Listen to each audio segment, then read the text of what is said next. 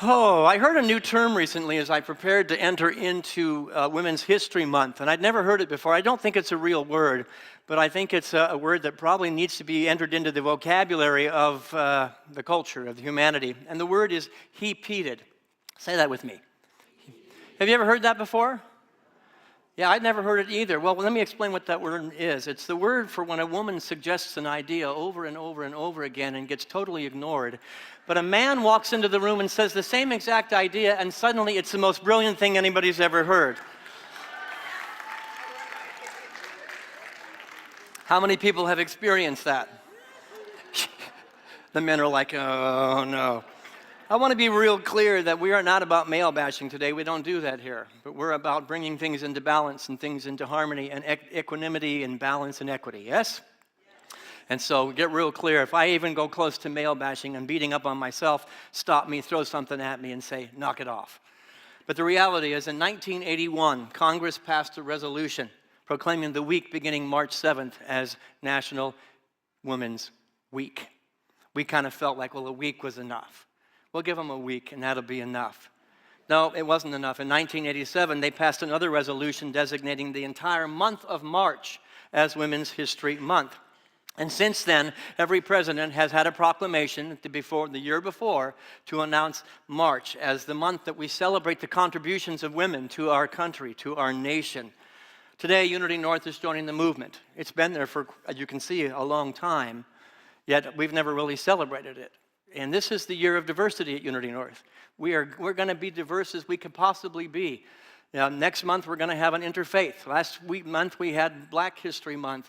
We're going to be all over the map. And so I welcome you out of my comfort zone to speak about things they never talked about in seminary, things they never asked. And so I'm going to go on edge. And as a male, I might be on an edge today. And I want to invite you onto the edge, because if you're not on the edge, you're taking up too much space. Right? So, Women's History Month. Unity North is going to join the movement as a means of recognizing the often overlooked contributions of women to society, to politics, to science, to culture, to spirituality, to religion, to history, etc., etc., etc., together, etc. It's a time to reflect on the progress made towards equality, to celebrate the movement. I'm asking you all to become a suffragette for the month. Yes, the suffragettes didn't die when they got the vote. Okay, now we're done, we'll be quiet. No, we're still coming into balance. We're still bringing things into equitable distribution. It's time to reflect on the progress we've made and the progress we still need to be looking towards. Yes, there's still work to do. Say that with me. There's still work to do. True unity cannot and never will be achieved until all voices are heard. All voices are heard. And all perspectives are valued. So I am a suffragette. Please say that with me. I am a... This month, we're going to look, I'll give you a little insight to where we're going. You know, we all talk about Charles Fillmore all the time, but you know, Charles Fillmore didn't start the Unity movement. It was his wife, Myrtle. But we always talk about Charles because it's easier to find quotes from Charles, and he wrote more books. He was the intellectual, but there was a heart and a spirit. Next week, we're going to talk about Myrtle Fillmore and some of the feminine voices of new thought that we stand upon as a church. After that, we're going to look at the divine feminine found in the earth-based traditions that got erased by patriarchal religiosity. Yep, it's going to happen. We're going to have goddesses actually dancing on the platform. Be ready. They will be clothed. And those of you who love, like I do, I'm an Irishman at heart, I love St. Patty's Day. Well, St. Patrick might not be painted in the best light, because the snakes that were driven out of Ireland, well, there weren't snakes. They were those that were worshiping the deity of a divine feminine. The pagans, nope, let's get rid of them so that we can put our male-dominant society into place. So we're going to celebrate that on St. Patty's Day. And then we're heading into Easter. And on Palm Sunday, we're going to take a look at the women behind the man, the women behind the men, the gospels that maybe were written that got set aside by the men and said they don't belong. Ever read the Gospel of Mary? We're going to probably quote from the Gospel of Mary on that day as we work into Palm Sunday. And then, of course, on Easter, I hope you will all come and invite throngs of people, one service at 11:15, where we celebrate the divine feminine of each and every one of us, of Jesus the man, of Richard the man, of Joel and Bill, the divine feminine, also as it is in each and every one of us. Yes? Are you good for the adventure? Are you good to fumble a little bit as we find our way in the dark to say, what am I supposed to say? You did not sound nearly as forgiving with that one. It's just one small way that we can stand in solidarity with our sisters, our mothers, and our grandmothers, some of my heroes, by the way, that you will hear about, and be advocates for their rights, be affirmative agents of their inherent value. This is a year of diversity, so we're going to do it. How many people have a story that makes you who you are? Who has a story here that makes you who you are? Everybody's hand should be up. Everybody has a story, a trail of experiences and expressions that made you who you are today. Yes? Stories are important. Say that with me. My story is important. And turn to somebody around you and say, your story is also important. Too often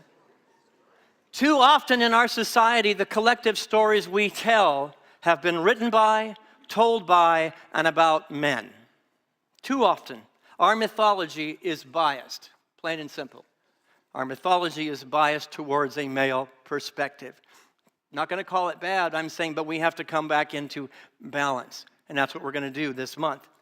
Many people have used this adage that I just absolutely love. I don't know if there is a slide for it, but I'm going to read it first and then we'll read it together if there is. If you're not invited to the table, you're probably on the menu. Say that again. If you're not invited to the table, you're probably on the menu. Women have not been invited to the table for a very long time. Yes? What we're going to do is invite them to the table, invite their story, invite their voice into the arena as equal partners to create that sense of balance. Females were not welcome at many tables, and so it changed history, the way history was written down. They were also not welcome at religious tables and spiritual tables. In fact, they were asked to be removed, so they ended up on the menu, forgotten. Nice meal, but let's let go of it. Elizabeth Lesser of the Omega Institute in New York said this. This one I know we have. Let's read it together. The basic belief of feminism is not that women are right and men are wrong. It is merely that women are people, and therefore their voices matter, their values matter, and their stories matter. Everyone's story matters. Winifred White, your story matters to me, so keep saying amen and know that I will listen. And if you put 100 words behind amen, I'm still going to listen because your story matters to me. Everybody's story matters to me. When women are equal storytellers, when they're invited to the table, history changes. When women are invited to the table, religion changes. Spirituality changes. And it widens our circle of compassion, of inclusion, of intuition, and creates a much more rounded and expansive view of the capital T truth. Yes? In her book, The Heroine with 1,001 Faces. Anybody ever heard of it? Yes. One or two of you have heard of it? Dr. Marietta Tatar, T-A-T-A-R. You haven't heard much of her because you've heard more about other people that had a male face and a male body. Her book is The Heroine with 1,001 Faces. It's challenging us to expand our view. And in fact, the book itself was a direct response to the work of Joseph Campbell. Now, that's a name you know, right? Isn't it interesting? We know Joseph Campbell's name, but we don't know Dr. Maria Tatar. So she wrote this in kind of a response, not as a challenge, but as an expansiveness, as a chance to create some balance. For 4 decades, Joseph Campbell taught at Sarah Lawrence College in New York City. Anybody ever heard of Sarah Lawrence College? Good. Any men? Right? Good. Those of you from New York have heard of it. What's a characteristic of Sarah Lawrence College for most of its history? What is it? All women. Joseph Campbell was teaching the hero's journey in an all-women's college. His classes were so very popular that they had to limit it to seniors only. Only seniors could get into his class. Now you can imagine it was a bit problematic in 1972 during the feminine movement of I want my voice to be heard, that he had a male teaching a class on the hero's journey. And it wasn't until his very last year of teaching that a senior student finally stood up and said this: "You've been talking a long time about the hero, but what about the women? What about the women?" And Campbell replied, "The woman is the mother of the hero." Uh-oh. She's the goal, but it gets better. She is the goal of the hero's achieving. Oh, okay. I want to be like my mom. I want to be like my mom, but I want to keep my mom in the kitchen. Let me tell you about my environment. Let me finish the quote, first of all. The woman is the mother of the hero. She's the goal of the hero's achieving. She's the protectress of the hero. Now, you can imagine at that particular time, that may not have gone over very well with the young lady who was asking the question. But it's important to recognize that the hero is wanting on a path of becoming, an evolution. I want to be like mom. I want to state publicly that my mother is one of my heroes, my heroines.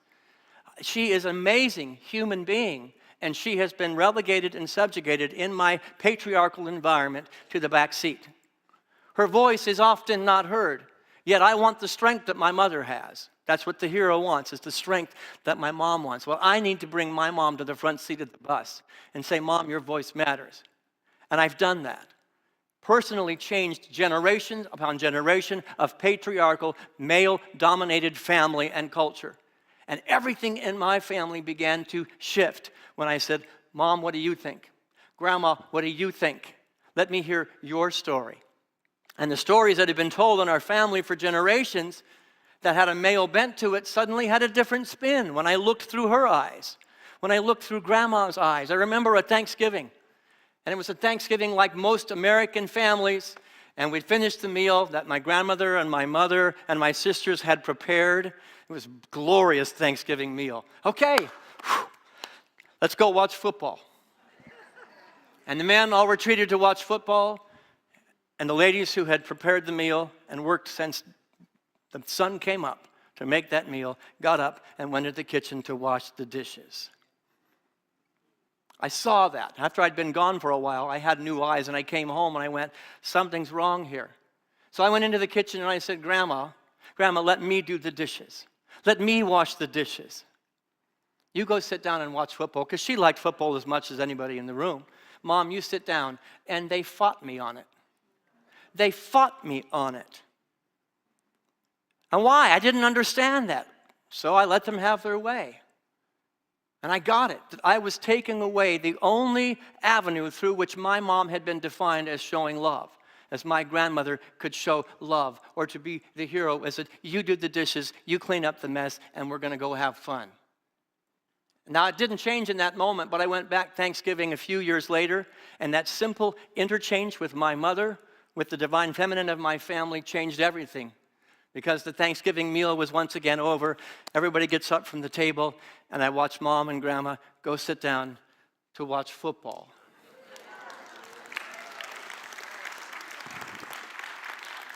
And not even reluctantly, my father and my brother and I got up, and we went and did the dishes.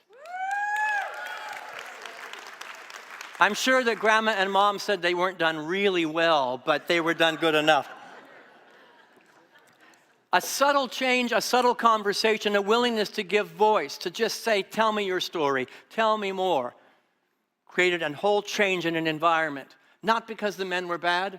You see, the women were not victims either. They were the product of a patriarchal system that said this is just what your value is. But my father and my brother and I were also the victims of a patriarchal society, because we missed the opportunity to serve the other half. And so our community looked like this, our family looked like this. And a subtle seed planting said, no, let's create a sense of balance. And there was more unity. There was more oneness in the family. There was more co-creation, there was more love. Never underestimate that a simple seed can change an entire environment. This Women's History Month, I'm inviting you to plant a seed or two first here. It certainly planted a seed in Joseph Campbell's mind. Brilliant mind, brilliant man. He began to shift. That was his last year teaching at that college. But for the next 10 years of his life before he passed, he began to write differently. He began to have different titles. And the title of the book that he wrote was Goddesses, Mysteries of the Feminine Divine. The hero's journey became more inclusive. The hero's journey became more expansive. Dr. Tatar's book takes up the mantle of that myopic answer that he gave. Yes, your mother's wonderful. You want to be like her, then put her in the front seat and let the world be like her. Put a spotlight on your mother, on your sister, on your grandmother, and let the world, realizing that women want to be the hero of their own story. Yes? Women want to be not just the helpmate. I will help you become all you can be. And that's the system we're in. I'm planting seeds today. Let's change that system a little bit.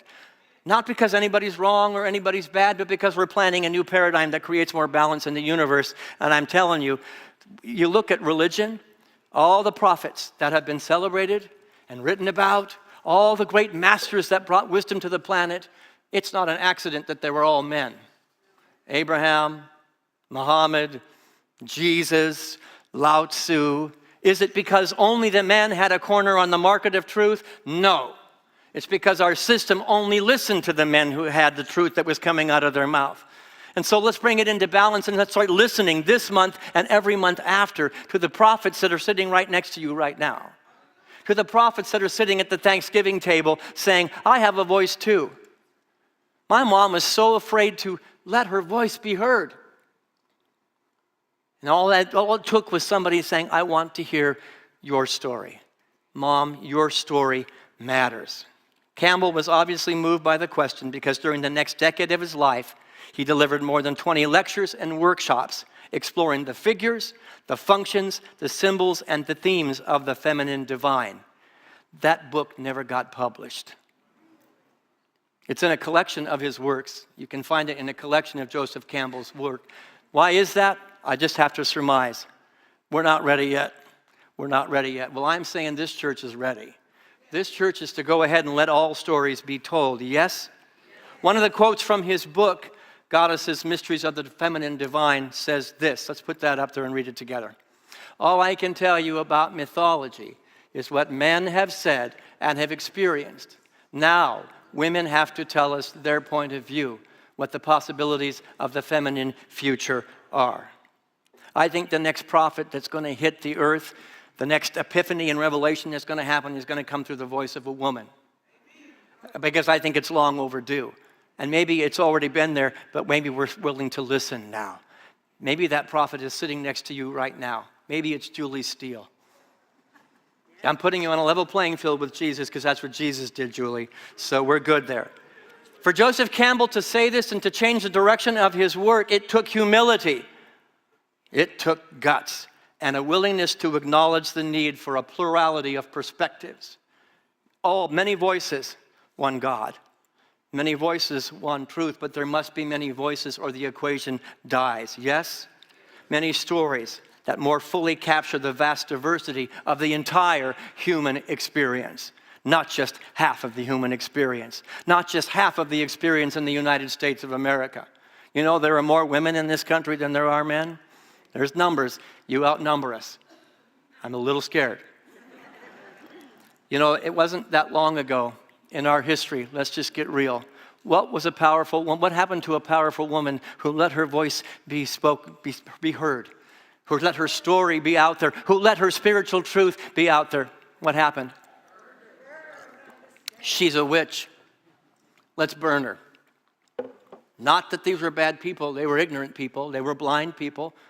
So we just have to educate ourselves. That's all we're doing is educating ourselves. 50-50, partnership in spiritual truth, in spiritual evolution. That's what we're going to celebrate over the entire month. They were burned at the stake because ignorance could not understand them, could not hear them. Well, the sins of the father, Jesus talks about the sins of the father, the sins of the grandfather, My father is an amazing, wonderful human being, and so was both my grandfathers. But they perpetuated a system that needs to be changed. They perpetuated a system that I could have easily adopted, that I was more valuable than my sisters. I don't do that. It stops here. And we need to be the advocates of it stops here. When we hear it, we call it out. When we hear misogyny, we call it out. We don't let it be in our environment, but we're the ones that are gutsy enough, courageous enough to write a new story and then to listen to a new story, combine the two, and then something more beautiful happens. Yes? Yes? All right, I believe you now. Luckily, burning people at the stake does not happen anymore, but it does metaphorically. There's still an underlying system that tries to erase the voices, the emotional, mental, and spiritual voices of women.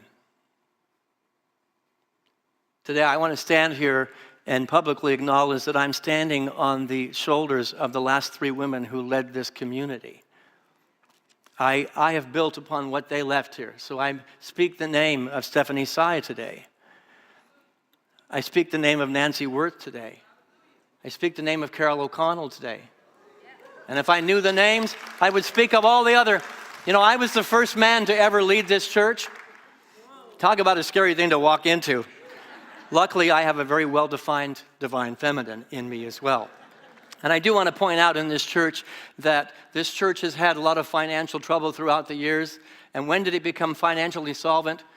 When we hired a female to be the executive director of our community. Suddenly, everything came into balance.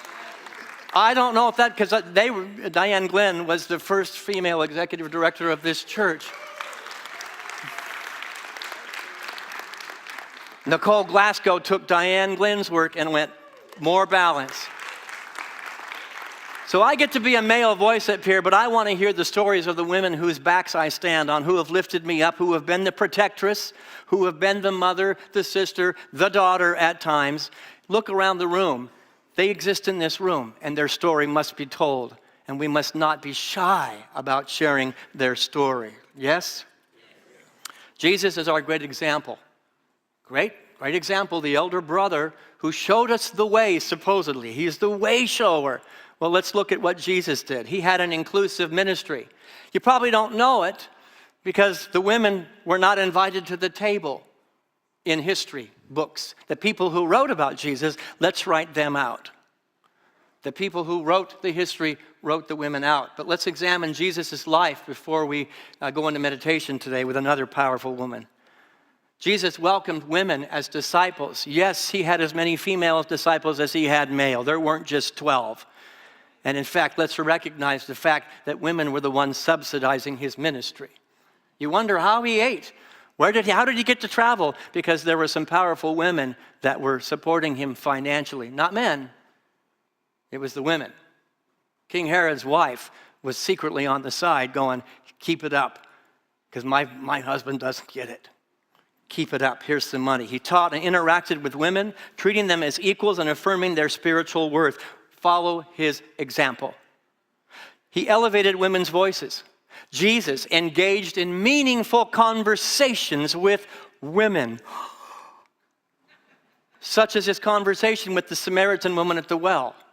Boy, did he have to cross all kinds of boundaries to say, you have value, you deserve a conversation, let me speak and also let me listen. And that happened at the well. What about Mary and Martha? I think there was probably hundreds of Mary and Martha stories that got taken out of the Bible because they didn't fit the agenda, the patriarchal agenda. But he affirmed each of them and their perspective and their way. And yes, like I did at Thanksgiving, he called them out of the kitchen. Put the broom down and let's be together as family. Let's be together as community. If you didn't think that was rocking the culture at the time, think again. I'm saying rock the culture. Where you see it, call it out and elevate it. Plain and simple. Jesus challenged societal norms and customs every time he got the chance. Customs that oppressed women, such as his interaction with the woman who was caught in adultery. One of my favorite stories. I can just hear the thud of all those rocks as they hit the ground, as the male ego went, what have I done? As the male society went, oh gosh, maybe there's a different way. Maybe I can look a different way. That's all we're asking, is to look a different way. It's not because anybody in this room is bad or wrong, just because there's a call coming from within us as a human race to look a different way. Mom, I want to hear your story. Grandma, I want to hear your story. I thought it was interesting that in my family, they wanted to do an interview of Grandpa before he passed, and they got his stories on videotape, and they captured it. It was beautiful. Nobody. Hey, Grandma, why don't you talk? And put up the camera. Yeah, it was an old camera. Let me hear your story, Grandma. Nobody did that. The story was lost. Or was it? Because the story lives in me. Both my grandmothers are two of my heroes. And I want to tell their story and keep their story alive because they live in me. Jesus' teachings and actions reflected a radical inclusivity and empowerment of women. He challenged patriarchal systems and affirmed the equal value of all people. I'm going to invite the band to come back up. This is the tone of what we're going to do for the month. Those of you that love Myrtle Fillmore will hear about her next week.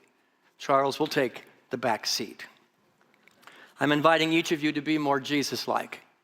I'm inviting you to be more Christ-like, to be a superhero, to be a superheroine, and re-mythologize the current narrative that is running the human race. You may not be in the narrative. That's great. I know. I look at men around here, some of the most kind, loving human beings who absolutely listen to the voices of the women that are next to them. I'm not preaching, maybe I'm preaching to the choir.